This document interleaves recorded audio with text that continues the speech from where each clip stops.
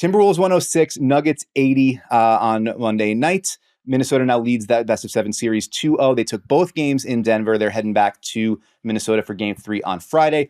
After Minnesota drew first blood Saturday, and with Rudy Gobert missing the game to be there for the birth of his child, missing game 2 rather, to be there for the birth of his first child, which congratulations to him and his family. You expected the Nuggets to kind of come out on fire, look to wrest control of the series back. And instead, just like game 1, Minnesota takes the lead early and they wind up squeezing with a dominant 33-15 second quarter that kind of put this one away before halftime. Our guy, Vinny Goodwill, was there in Denver covering the series for Yahoo Sports, and his column, which you should all read, read in part, the Nuggets looked as primed as any recent champion to break the trend of NBA parity, ready to repeat and along the way earn every benefit. Now all they have are doubts. They're wearing the look of frustration, the look of summer vacation coming a month earlier than they'd planned. They look out of answers. So I want to start there. A week ago, the world was different, but a week ago, the Nuggets had just finished off the Lakers. How in the space of 7 days have we arrived at the defending champs looking out of answers? Well, I'll be honest with you. I don't think that this just goes back a week. And look, that was an unconvincing first round win by the Nuggets.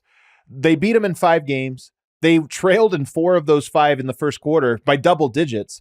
So all of those games had this thing of, why does Denver keep doing this? And when a team keeps doing something, it happens the first time you say, okay, they're not taking it seriously. They're not getting off to good starts. And then you start to rationalize and try to make sense of what's happening. But when it happens 5 games in a row in the same series, at some point you have to think, maybe that's who they are. Maybe they're not as good as we think they are, and that's why they're falling behind all these points. And I think there was a little bit of it there.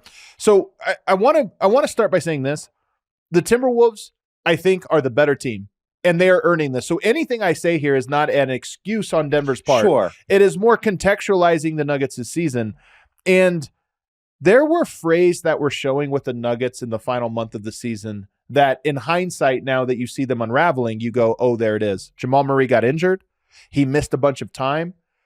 Aaron Gordon, Michael Porter, KCP, Nikola Jokic played extra minutes, kind of sprinted down the finish line to kind of make up for the absence of Jamal.